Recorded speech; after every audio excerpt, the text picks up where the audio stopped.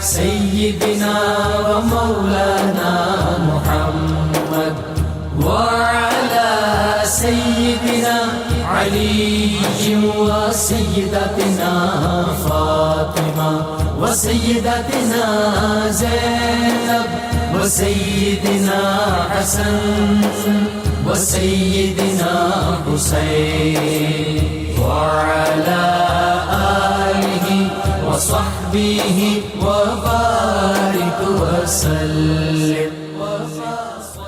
بسم اللہ الرحمن الرحیم. السلام علیکم ناظرین. پروگرام صبح نور کے ساتھ آپ کا میزبان نذیر احمد غازی حاضر ہے.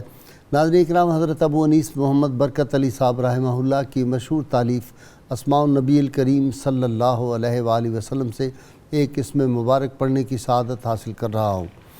سیدنا ارحم الناس بالعیال صلی اللہ علیہ وآلہ وسلم، ہمارے سردار اپنے اہل و عیال کے ساتھ نرمی فرمانے والے، درود و سلام بھیجے اللہ آپ صلی اللہ علیہ وسلم، آپ کی آل پاک اور آپ کے صحابہ کرام پر.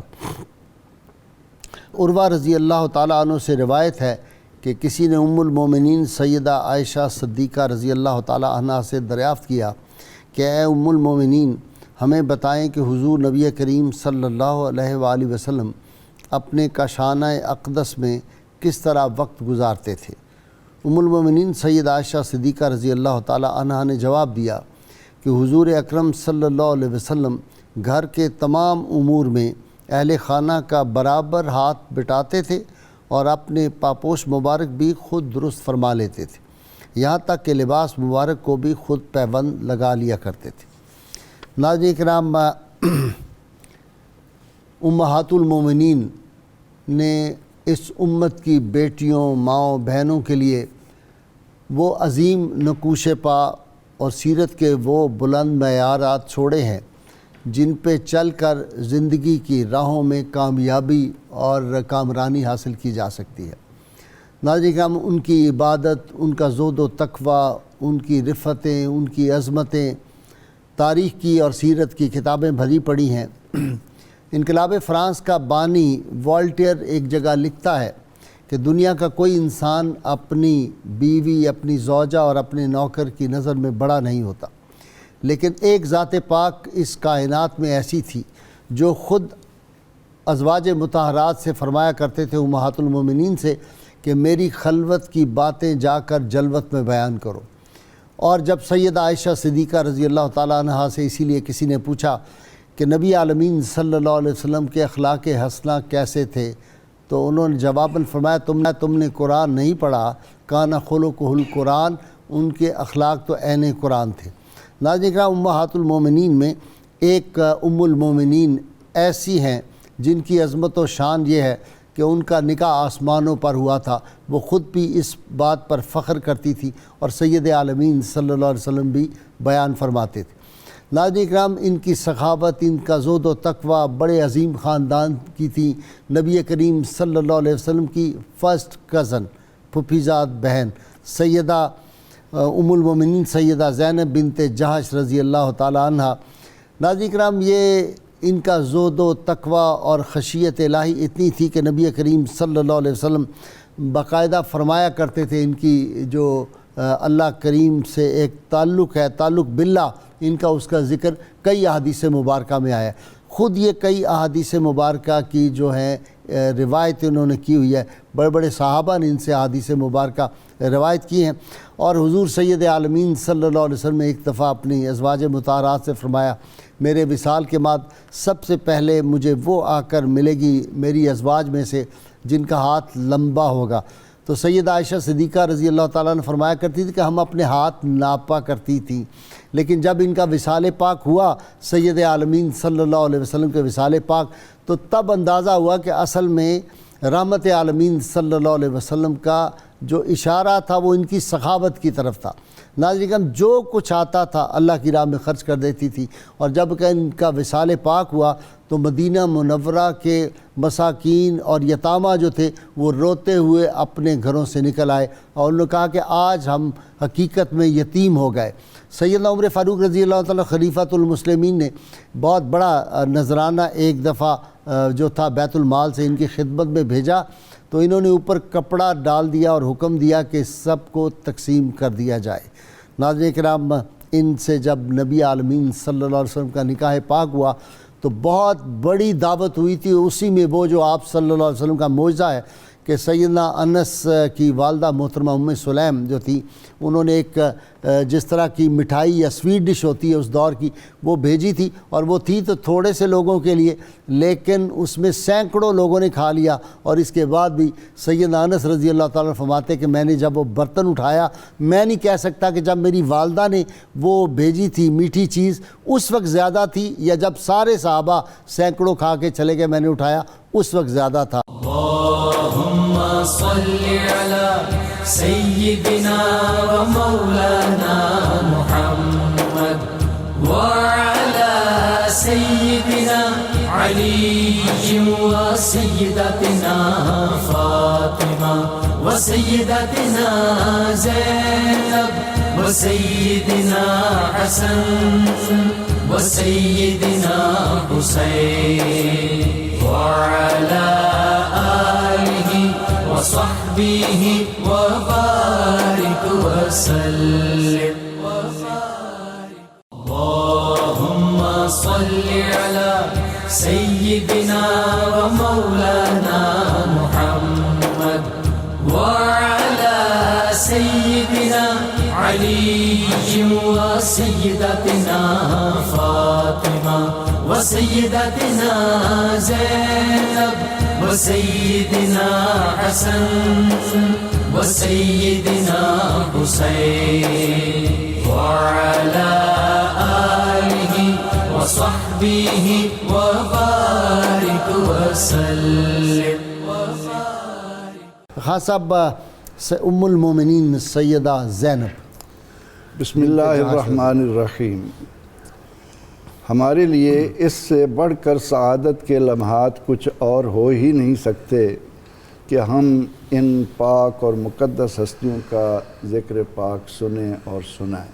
جی، یہ اس چینل کا ایک وصف ہے جس کی بدولت امت کو اتنی سعادتیں مل رہی ہیں سبحان اللہ، کہ ہم کسی ولی کا ذکر کریں تو یک لمحہ ایک لمحہ کسی ولی کے ساتھ گزارنا 1000 سال عبادت سے بہتر ہے۔ واہ سبحان اللہ۔ تو سیدہ ام المومنین حضرت زینب سلام اللہ علیہا، تو یہ تو وہ پاک ہستیاں ہیں کہ جن کے بارے میں ہم یہ کہہ سکتے ہیں کہ ہم دعا جب مانگتے ہیں اور کہتے ہیں وَتَوَفَّنَا مَعَ الْأَبْرَارِ، تو یہ آرزو کرتے ہیں کہ اللہ کریم کل قیامت کے دن بھی ان پاک ہستیوں کے دامن میں ان کے سائے تلے ہمیں بھی جگہ عطا فرما دے۔ سبحان اللہ۔ سیدہ حضرت ام المومنین حضرت زینب بنت جحش رضی اللہ تعالی عنہا اپنی والدہ کی طرف سے تو حضور سید عالم صلی اللہ علیہ وسلم کی پھوپھیزاد بہن ہیں، اور اپنے باپ کی طرف سے قبیلہ اسد سے ان کا تعلق ہے، جحش بن ریاب۔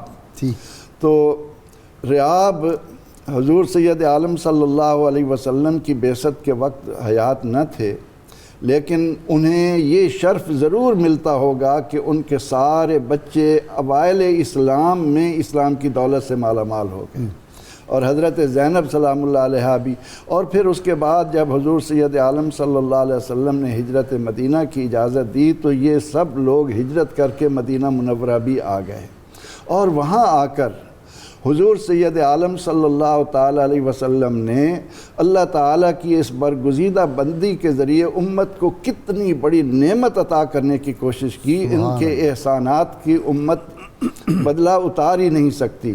مجھے یاد آتا ہے کہ جب سیدہ ام المومنین عائشہ صدیقہ سلام اللہ علیہا کا ہار کا معاملہ ہوا، اور اس کے بعد اللہ تعالیٰ نے آیات تیمم امت کو عطا فرمائیں، تو ایک صحابی نے اٹھ کر ببانگ دہل یہ کہا کہ اے آل صدیق، امت تمہارے احسانات کا بدلہ کیسے چکائے؟ واہ واہ واہ۔ تو حضرت ام المومنین زینب سلام اللہ علیہا کی بدولت بھی امت کو قرآن کریم نے جو نعمت عطا کی ہے وہ ان کے حصے میں آتی ہے۔ اور اس ضمن میں بڑی بات میں یہ عرض کروں گا کہ جب ہم قرآن اور سنت کا مطالعہ کرتے ہیں تو وہ ہم پر واضح کرتا ہے کہ سب سے کامل ایمان اس شخص کا ہے جو حضور سید عالم صلی اللہ علیہ وسلم سے بڑھ کر محبت کرنے والا ہو.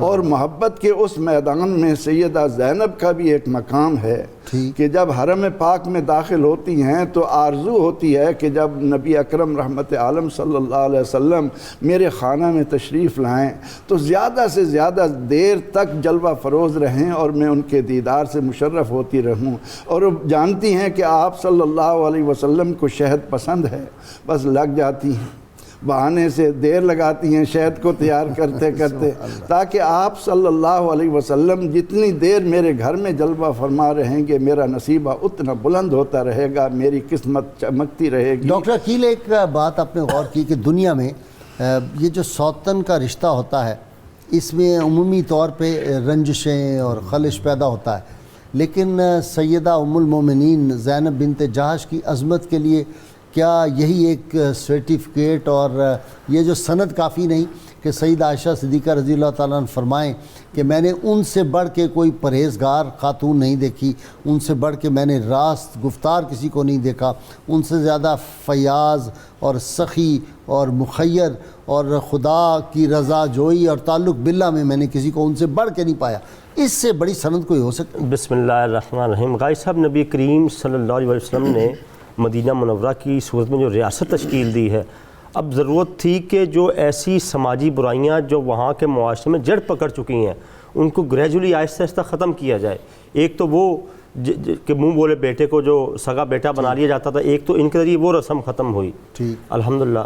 اور دوسری یہ رسم ان کے ولیمے کے موقع پر جب کچھ لوگ آئے اور کھانا کھا کر بیٹھے رہے اس میں بھی معاشرتی تشکیل نظر آتی ہے کہ مہمان کو جو ہے نا وہ میزبان کی بھی امور خانہ داری کا خیال رکھنا چاہیے، اپنی دل بستگی کی باتیں کرتے رہیں اور وہ گھر والے پریشان ہوں.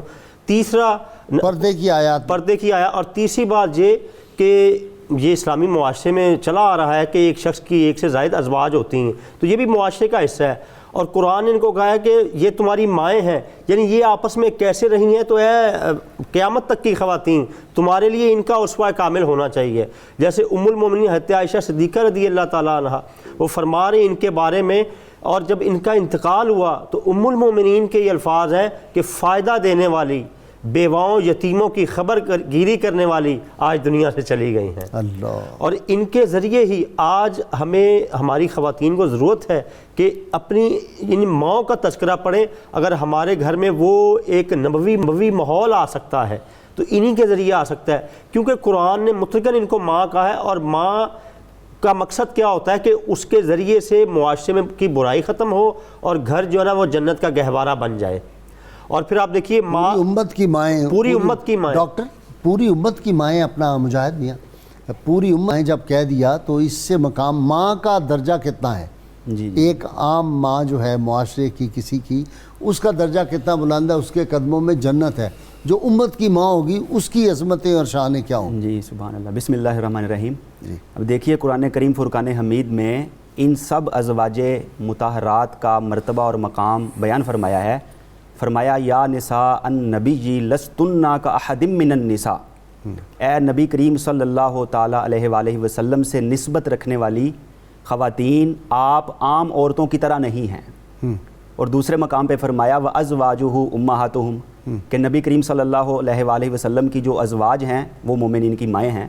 یہاں بنیادی چند چیزیں میں عرض کرنا چاہتا ہوں کہ ایک تو جب آپ نبی کریم صلی اللہ تعالیٰ علیہ وسلم قبول اسلام سے مشرف ہوئی تو ان کا نام تھا برہ. نبی کریم صلی اللہ تعالیٰ علیہ وآلہ وسلم نے تبدیل فرما کر زینب نام رکھ دیا. اور ایک روایت میں ان کا جو لقب بیان ہوا، حضرت سیدنا عمر فاروق رضی اللہ تعالیٰ عنہ سے نبی کریم صلی اللہ تعالیٰ علیہ وآلہ وسلم نے فرمایا کہ زینب ابواہا ہیں. سیدنا عمر فاروق رضی اللہ عنہ نے عرض کیا یا رسول اللہ صلی اللہ علیہ وسلم ابواہا سے کیا مراد ہے؟ تو نبی کریم صلی اللہ تعالیٰ علیہ وسلم نے فرمایا المتخش المتضر، خشوع کرنے والی اور خضوع کرنے والی.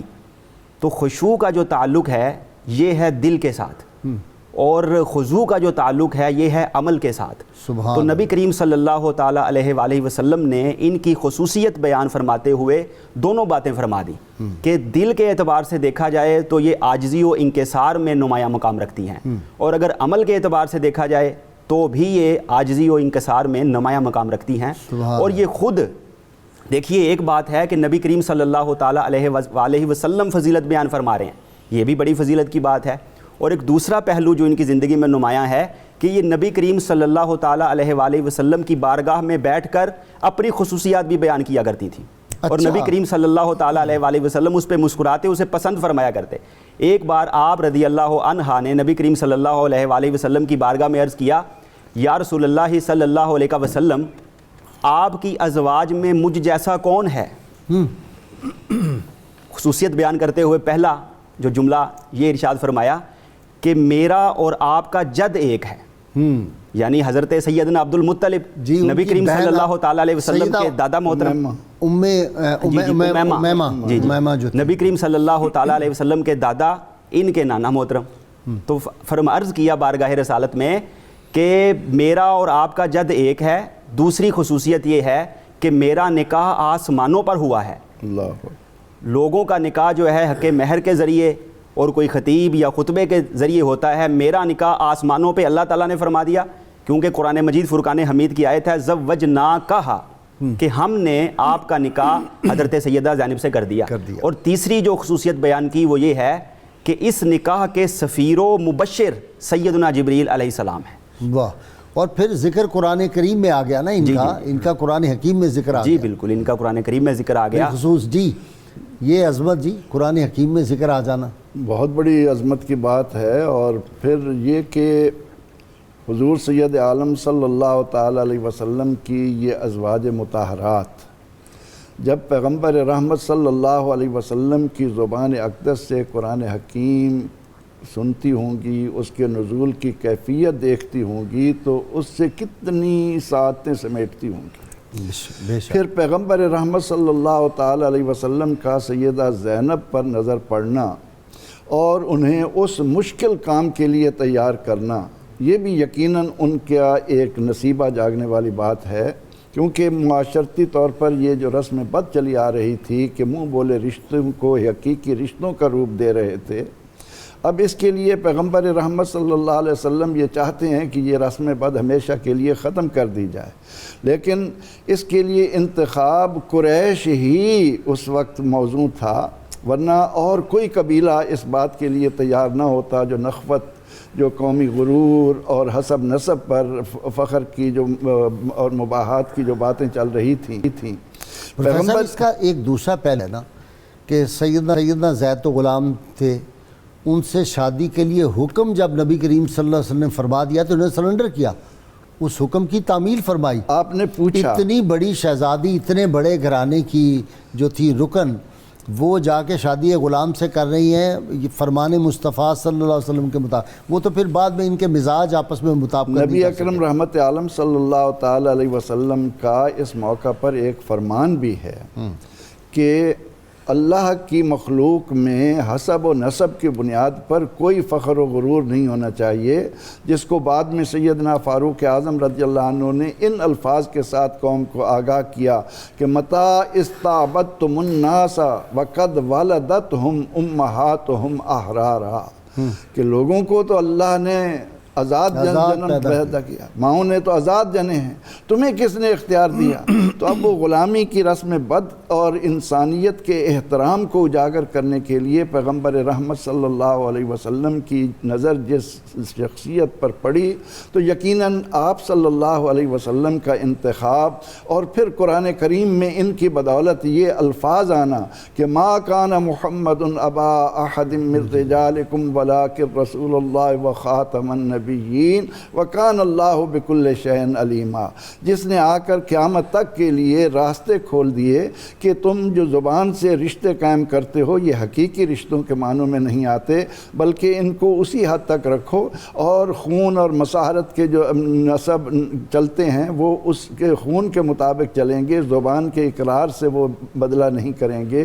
تو سیدنا حضرت زینب سلام اللہ علیہا کو جب پیغمبر رحمت صلی اللہ علیہ وسلم نے فرمایا کہ میں تمہاری شادی حضرت زید سے کرنا چاہتا ہوں، تو اس موقع پر آپ نے فرمایا یا رسول اللہ صلی اللہ علیہ وسلم وہ میرے لیے موضوع ہیں؟ فرمایا کہ ہاں یقیناً موضوع ہیں، اور آپ کی نظر تو اس بات پر تھی۔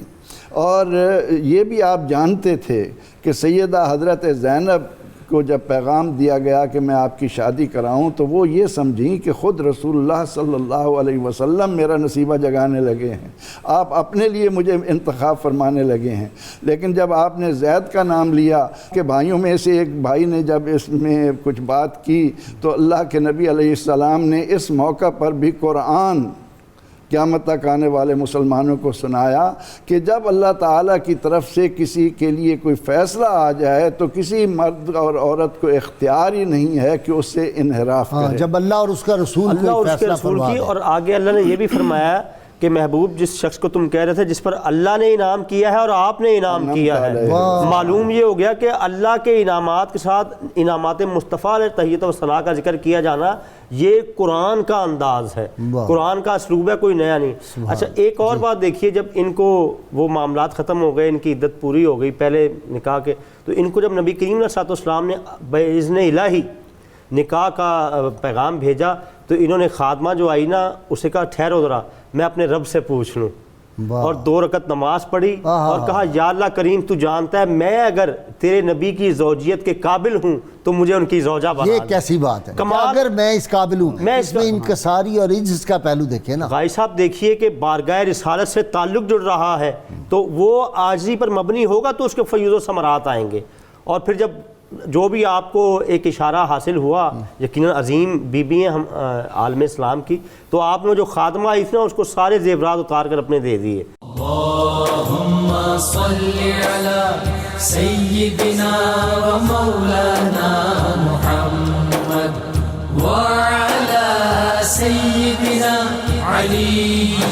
و سیدتنا فاطمہ و سیدتنا زینب و سیدنا حسن و سیدنا حسین وعلی آلہ وصحبہ وبارک وسلم۔ اللہم صلی علی سیدنا و مولانا محمد وعلی سیدنا علی و سیدتنا فاطمہ و سیدتنا زینب و سیدنا حسن و سیدنا حسین وعلی آلہ وصحبہ وبارک وسلم۔ جی حضرت سیدہ زینب کے حوالے سے جو آپ نے انٹرو میں گفتگو فرمائی اس میں تھوڑی سپیس ہے، میں اس پہ بات کرنا چاہوں گا۔ ضرور کریں۔ وہ یہ ہے کہ جب آپ کی شادی ہوئی تو اس وقت جو ہے حضرت سیدہ ام سلیم حضرت انس بن مالک رضی اللہ عنہ کی والدہ محترمہ، اور یہ صحیح بخاری سے میں پیش کر رہا ہوں دوسری جلد سے، تو انہوں نے اپنے بیٹے حضرت انس بن مالک سے فرمایا حضرت ام سلیم نے کہ بیٹا حضور صلی اللہ علیہ وسلم کی شادی ہوئی ہے تو میں چاہتی ہوں کہ آپ کی خدمت میں کوئی تحفہ پیش کروں۔ تو امام بخاری نے یہاں پر الہدیہ تو للعروس کے نام پہ باب قائم کیا ہے، اور یہ امت کے لیے آج جتنے لوگ شادیاں کرتے ہیں جو کچھ بھی ہوتا ہے اس میں جا کے گفٹ کرتے ہیں، یہ سارے کا سارا تسلسل حضرت سیدہ زینب کی شادی سے نکلا ہے کہ یہاں انہوں نے حضور صلی اللہ علیہ وسلم کے لیے گفٹ بھیجا۔ تو اب حضرت سیدہ زینب نے کیا کیا، کھجور اور پنیر اور اس کے ساتھ گھی، اس کو لے کے مکس کیا، حیثہ کا لفظ ہے، اس کو آپ نے مالیدہ بنایا اور بنا کے حضرت انس بن مالک رضی اللہ عنہ کے ساتھ حضور صلی اللہ علیہ وسلم کی خدمت میں بھیجا کہ حضور آپ کی شادی کی خوشی میں میری والدہ نے تحفہ بھیجا ہے۔ آپ نے فرمایا رکھ دو، وہ برتن تھا درمیان میں رکھ دیا، فرمایا جاؤ حضور صلی اللہ علیہ وسلم نے نام لیا، امام بخاری فرماتے ہیں کہ حضور نے نام لیا فلاں کو بلاؤ فلاں کو بلاؤ فلاں کو بلاؤ، اور نام لے کے پھر فرمایا رستے میں جو بھی مل جائے اس کو بھی بلاؤ، سب کو بلاؤ اور بھیجو کہ آج تمہاری حضور صلی اللہ علیہ وسلم کی یہاں دعوت ہے۔ تو وہ سارے کے سارے آ گئے۔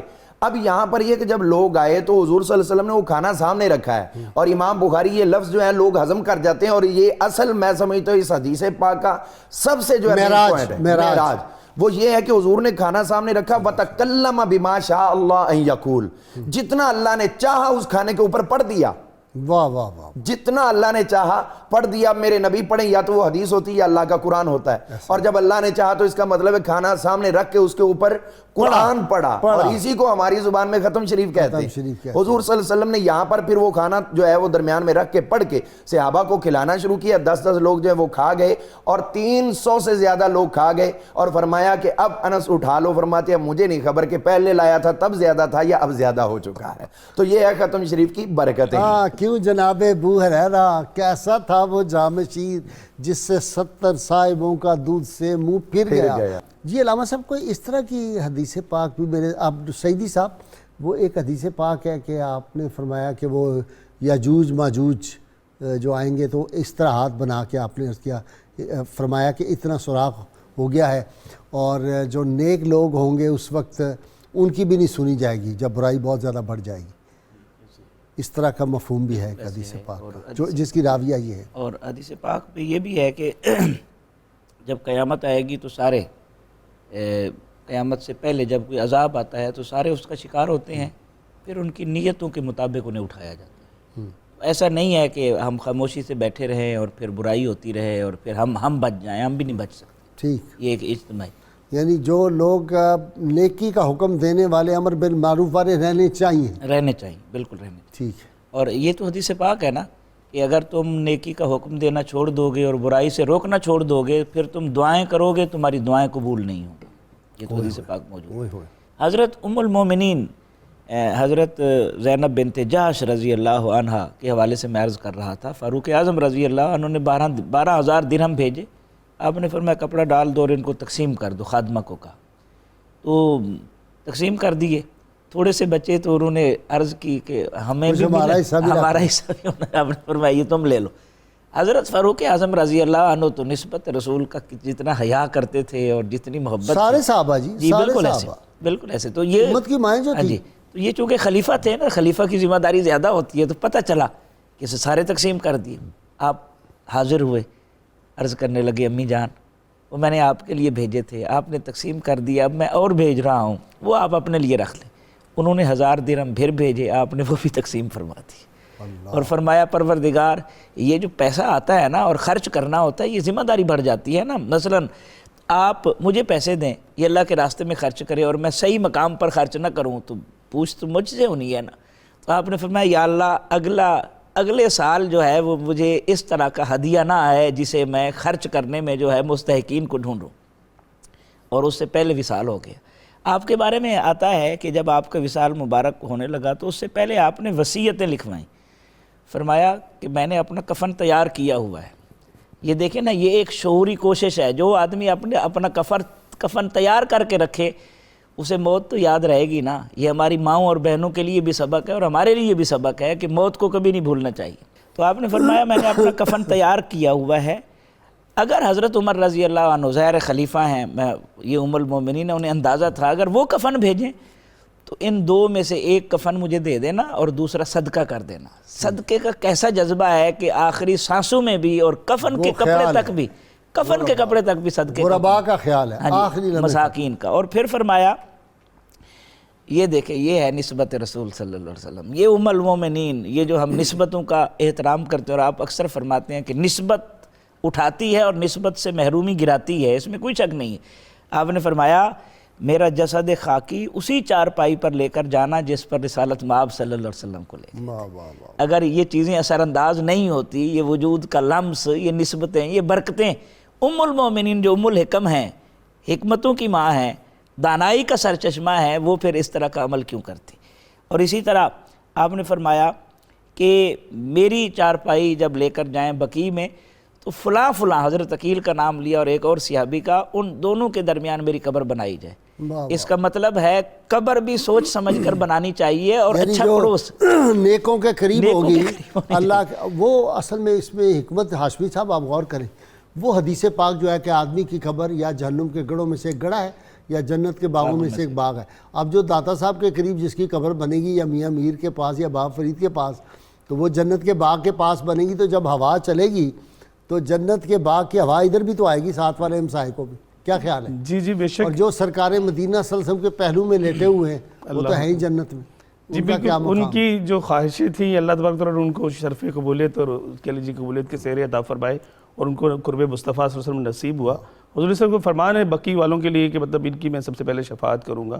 سیدہ زینب بنت جہش رضی اللہ تعالیٰ عنہ کا جب وصال باکمال ہوا تو گرمی کا موسم تھا، تو آپ رضی اللہ تعالیٰ عنہ پہلی وہ ہیں کہ جن کی قبر پر خیمہ نصب کیا گیا۔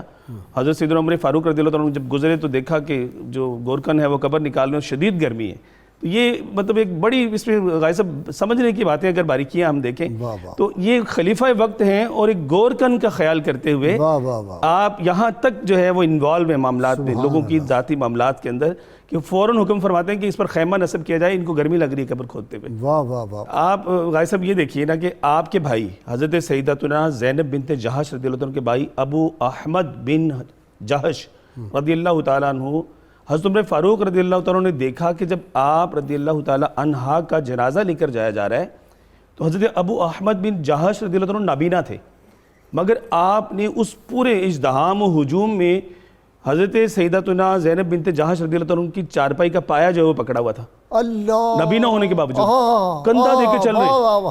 سبحان تو اللہ۔ حضرت سیدنا عمر فاروق رضی اللہ عنہ نے حکم فرمایا کہ اے ابو احمد، بڑا شدید ازدحام ہے، تمہیں تکلیف ہو رہی ہے چلنے میں، لہٰذا تم یہ چارپائی چھوڑ کے ایک کنارے پہ ہو جاؤ۔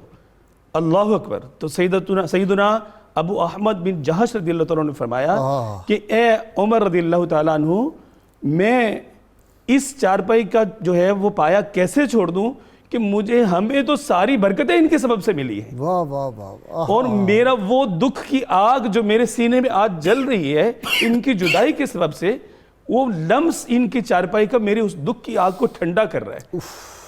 تو حضرت عمر فاروق رضی اللہ عنہ نے ان کے یہ جملے سننے کے بعد فرمایا، اے ابو احمد پکڑے رکھو، اے ابو احمد پکڑے رکھو، اے ابو احمد پکڑے رکھو، چھوڑنا نہیں۔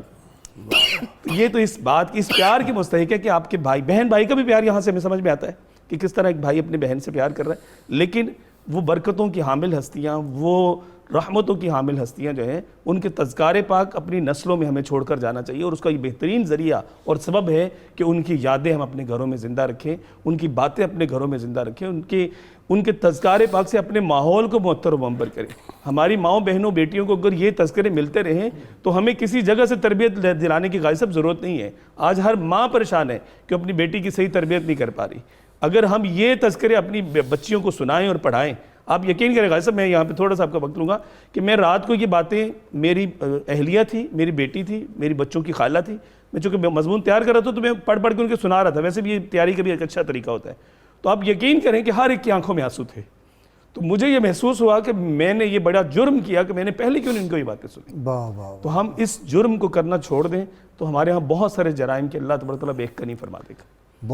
بہت اصلاح ہوتی ہے۔ میں تو اب یہ بات آپ نے سنائی تو مجھے سارا وہ واقعہ اپنی والدہ کی وفات کا یاد آیا، اللہ، اور وہ چارپائی اٹھانا اور سارا وہ منظر میری آنکھوں کے سامنے گھوم گیا۔ اللہ، مائیں بڑی چیز ہوتی ہیں، پھر امت کی مائیں، اللہ، ان کا مقام، ایک مسلمان ماں جو پاک باز ہو، نیک ہو، پرہیزگار ہو، اس ماں کا مقام اور اس کا صدمہ، اور جو امت کی ماں ہے ان کا تو پھر مقام وراء الورا۔ اللہم صلی علی سیدنا و مولانا محمد وعلی سیدنا علی و سیدتنا فاطمہ و سیدتنا زینب و سیدنا حسن و سیدنا حسین وعلى آله وصحبه وبارك وسلم اللهم صل على سيدنا ومولانا محمد وعلى سيدنا علي وسيدتنا فاطمة وسيدتنا زينب وسيدنا حسن وسيدنا حسين وعلى آله وصحبه وبارك وسلم۔ جی اپنا اسی بات کو اگر ہم تھوڑا اور آگے بڑھائیں تو آپ کے جنازے سے ہی کئی چیزیں اور بھی ہمیں ملتی ہیں. جس طرح کہ سب سے پہلے بات ہوئی کہ شامیانہ لگایا گیا، تو پہلی بات تو یہ ہے کہ شامیانہ لگایا گیا ہے قبر انور کے لیے، تو اس کا یہ مطلب ہے کہ یہ شامیانے کا فائدہ براہ راست حضرت سیدہ زینب کے لیے نہیں ہے، بلکہ جو وہاں پر لوگ موجود ہیں یہ ان کے لیے ہے. تو اسی لیے جو مزارات بنائے جاتے ہیں وہاں جانے والوں کے فائدے کے لیے ہوتے ہیں کہ اطمینان کے ساتھ بیٹھ سکیں، وہاں پر کلام اللہ جو کچھ بھی ہے اس کا وہ ذکر کر سکیں. تو یہ اس سے فائدہ حاصل ہوا. پھر یہ ہوا کہ حضرت عمر فاروق رضی اللہ عنہ جب یہ جنازہ جا رہا تھا تو آپ کا جو تابوت مبارک تھا اس کے اوپر کپڑا ڈالا ہوا تھا، آپ کے تابوت کے اوپر کپڑا ڈالا ہوا تھا. حضرت عمر فاروق رضی اللہ عنہ آگے آگے چل رہے تھے اور پیچھے سے وہ آپ نے کپڑا بھی تھاما ہوا تھا. یہ کیسی ان کی ماں کے ساتھ جو وابستگی اور محبت ہے اور اس کا یہ اظہار ہو رہا ہے. پھر جب آگے گئے آپ کا جسد مبارک رکھا گیا جنازے کے لیے تو وہاں پر حضرت عمر فاروق رضی اللہ نے بیان فرمانا شروع کر دیا. سبحان اللہ. یہ جو جنازوں کے اوپر کوئی اگر گفتگو کرتا ہے تو کئی لوگ تنگی محسوس کرتے ہیں، یہ تو سنت ہے اور ہمیں سیدہ زینب کے جنازے سے مل رہی. آپ نے وہاں بیان فرمانا شروع کیا کہ میں نے یہ بات پوچھی حضور علیہ الصلوۃ والسلام کی ازواج سے کہ یہ سیدہ زینب بیمار ہے، ان کی تیمارداری کون کرے گا؟ تو ازواج مصطفیٰ کہنے لگی کسی اور کی حاجت نہیں ہے، ہم ان کی تیمارداری کریں گے. یہ حضرت عمر فاروق ببانگے دوہل فرما رہے. پھر مجھے پتا چلا کہ آپ کا وصال ہو گیا ہے، تو میں نے ان سے یہ پوچھا کہ اب ان کی تجہیز و تکفین کون کرے گا، غسل کون ان کو دے گا؟ تو حضور کی ازواج نے کہا یہ کام بھی ہم کریں گی، ان کی خدمت گزاری ہمارے سپرد ہے. آپ فرماتے پھر جب اس کے بعد یہ معاملہ ہو گیا تو میں نے پھر سوال کیا کہ اب ان کو لحد میں کون اتارے گا؟ تو ازواج النبی نے مجھے یہ جواب دیا کہ جو زندگی میں ان کے پاس آ سکتے تھے خونی رشتہ دار وہی ان کو قبر انور کے اندر اتاریں گے. تو آپ نے ایک ایک بات کے اوپر کمنٹس دیے کہ جو ازواج نبی نے پہلے میں نے کہا تیمارداری، تو جب انہوں نے جواب دیا بالکل درست دیا ہے. پھر جب انہوں نے تجہیز و تکفین کی تو میں نے کہا بالکل آپ نے حق ادا کر دیا ہے. اور اب جو یہ مسئلہ بیان کیا کہ قبر کے اندر جو ہے خونی رشتہ دار اتاریں گے تو یہ باقی بجائے اس کے اندر کوئی غلطی کی گنجائش نہیں ہے. غازی صاحب یہ حضرت سیدہ زینب حضور صلی اللہ علیہ وسلم کی مزاج شناس بھی تھیں، زوجہ محترمہ تھی اور اس چیز کو دیکھتی تھی کہ حضور کس سے خوش ہوں. تو آپ کا یہ معمول تھا کہ عصر کے بعد حضور صلی اللہ علیہ وسلم کے لیے شہد کا شربت تیار کیا کرتی تھی اور حضور صلی اللہ علیہ وسلم ادھر تشریف لایا کرتے تھے. اب باقی ازواج چاہتی تھی کہ ہماری طرف بھی حضور کی نظر کرم ہو اسی طرح، لیکن یہ تو ان کے جو مقدر میں تھا. تو جب انہوں نے یہ پورا پروگرام بنایا کہ حضور صلی اللہ علیہ وسلم تشریف لائیں گے تو ہم اس بوٹی کا نام لیں گے جو حضور صلی اللہ علیہ وسلم کو پسند نہیں ہے. تو کہنے لگے حضور آپ نے کیا فلاں بوٹی جو ہے استعمال کی ہے؟ انہوں نے آپ فرمانے لگے نہیں میں تو زینب کے یہاں جاتا ہوں وہاں سے شہد پی کے آتا ہوں. انہوں نے کہا بھی یہ ہمیں ایسا محسوس ہے جیسے آپ نے وہ بوٹی استعمال کی، شاید وہ شہد جو ہے نہیں وہ شہد کی ایک اور قسم تھی. جی مغافیر، ہاں وہ اور ایک شہد کی قسم تھی. ہاں جی، یعنی نعوذ باللہ بوٹی سے کسی کا کوئی بوٹی کے اوپر لگتا تھا، جی مخصوص بوٹی کے اوپر لگتا تھا. وہ ایک شربت اور طرح کا، جس طرح ہمارے ہاں شہد جو ہوتا ہے جو اگر بیری کا ہو تو تھوڑا کڑوا ہوتا ہے، یا اگر تمے کا لگ جائے شاید تو بالکل ہی اور طرح کا ہوگا. وہ اسی مغافیر اس کا نام تھا. اور جو فلاورز کا ہوتا ہے وہ فلاورز کے اپنا ایک مزہ ہے، یا آم وغیرہ کا جو ہوتا ہے وہ بہت میٹھا ہوتا ہے، یہ جو مالٹے کا ہوتا ہے بہت میٹھا ہوتا ہے. جی تو جب یہ بات ہوئی تو حضور صلی اللہ تعالی وسلم مسکرائے، فرمانے لگے جب سب ازواج نے بات کی بھی اصل میں میری توجہ چاہتی، فرمایا اچھا بھی تم اگر خوش نہیں ہو تو ہم چھوڑ دیتے ہیں اس کو. اب اللہ تعالیٰ کو یہ پسند نہ آئے، اللہ تعالیٰ دیکھ رہا ہے کہ حضور صلی اللہ علیہ وسلم آپ ان کو خوش کرنا چاہتے ہیں. یا ایھا النبی لما تحرم ما احل اللہ لک تبتغی مرضات ازواجک، حضور آپ وہ چیزیں خود پہ حرام کیوں کر رہے ہیں جو اللہ تعالیٰ نے آپ پہ حلال کر دی؟ آپ ان کو خوش کرنا چاہتے ہیں؟ نہیں، آپ کا فرض نہیں ہے، آپ امام الانبیاء ہیں، اس سٹیٹس پہ ہیں. ان کا فرض ہے کہ آپ کو خوش کرنے کے طریقے تلاش کریں جیسے حضرت سیدہ زینب نے تلاش کیا ہوا ہے. حضرت سیدہ زینب سلام اللہ تعالی علیہا، آپ کے اگر ہم یہ تمام معاملات کو اور واقعات کو دیکھیں تو جو چیز ہمیں سب سے اظہر من الشمس آپ کی زندگی سے نظر آتی ہے وہ یہ نظر آتی ہے کہ حضرت سیدہ زینب بنت جہش جو ہیں انہوں نے زندگی میں جتنی بھی حضور صلی اللہ علیہ وسلم کے آپ کے خاندان نے جو خدمت کی ہیں اور آپ کا جو رشتہ تھا کزن ہونے کا، یہ ہمیں دے رہا ہے سبق کہ کزن میرج جو ہے وہ جائز ہے. میں نے پچھلے دنوں ایک جگہ پہ پڑھا کہ کچھ بیماریاں جو ہے کزن کے ساتھ شادی کرنے سے وہ بلڈ اپ ہوتی ہیں، تو میں نے کہا کہ نیت سنت کی رکھ لو، کوئی بیماری قریب نہیں آنے پائے. اچھا جی ڈاکٹر صاحب اس سے ایک اور بھی پتہ چلتے ہیں کہ جو ازواج کا رشتہ ہے، جو بیگم بیوی ہو، اس کا یہ بھی خیال ہے کہ وہ خامند کی پسند کا بھی خیال رکھے. ہاں جی بالکل ایسے، یعنی کھانے میں بھی پسند کا خیال رکھے، پینے میں بھی پسند کا خیال رکھے کہ اس کو کیا پسند ہے. اصل میں یہ بھی ایک سبق ملتا ہے. گھر میں ہمارا جو گھر کا نظام ڈسٹرب ہوا نا، خاندانی نظام جن مسائل کا شکار ہے اس وقت، اس کی صرف اور صرف وجہ یہ ہے کہ مزاج شناسی ختم ہو گئی ہے، اور کوشش ہوتی ہے جب شادی کی جاتی ہے تو لڑکی کی ماں جو ہے وہ باقاعدہ گائیڈ کرتی ہے لڑکی کو کہ آپ نے اس کے اوپر غلبہ کیسے حاصل کرنا ہے، تو اس وجہ سے پھر قباحتیں پیدا ہوتی ہیں اور پھر رشتے کھائیں تو حکم چلائیں کسے کام نو ہاتھ نہ لائیں. ہاں بالکل یہ سب کچھ وجود ایسے ہوتے ہیں جن کے وجود برکت کا باعث ہوتے ہیں، جس طرح ام المومنین حضرت عائشہ صدیقہ رضی اللہ عنہا کا جب ہار گم ہوا تھا اور تیمم کا حکم نازل ہوا، صحابہ نے طواف کیا، اے آل ابی بکر یہ آپ کا کوئی پہلا احسان نہیں ہے ہمارے اوپر.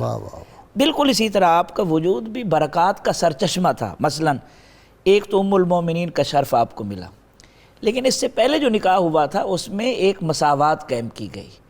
ابو جہل، علامہ اقبال نے لکھا، علامہ اقبال نے اپنے فارسی کلام میں لکھا جس کا مفہوم یہ ہے کہ جب آپ غلام کے ساتھ بیٹھتے تھے اور وہ قبائلی تفاخر ختم کرتے تھے تو ابو جہل چیخ اٹھا تھا کہ سینہ معاذ محمد داغ داغ، ہمارا سینہ محمد عربی صلی اللہ علیہ وسلم کے اس مساوات کے رویے سے داغ داغ ہو گیا ہے کہ ایک غلام کے ساتھ بیٹھے ہوئے ہیں. بہت شکریہ آپ کا بھی، ہاشمی صاحب آپ کا شکریہ، علامہ آپ کا شکریہ. کتاب الشفا سے نسخے کا وقت ہو گیا. ہر قسم کے شر سے حفاظت کے لیے فرمان نبوی صلی اللہ علیہ وسلم، روزانہ صبح و شام قرآن حکیم کی آخری 3 صورتیں ایک ایک مرتبہ پڑھ کر اپنے آپ پر دم کرنے سے ہر قسم کے شر سے حفاظت ملے گی. فرائض و واجبات کو لازمی ادا کریں، اول و آخر کم از کم 11 مرتبہ کوئی بھی درود پاک جو آتا ہو وہ پڑھیں. سیدنا علی المرتضیٰ شیر خدا فاتح خیبر کرم اللہ وجہ الکریم فرماتے ہیں 4 باتیں یاد رکھو.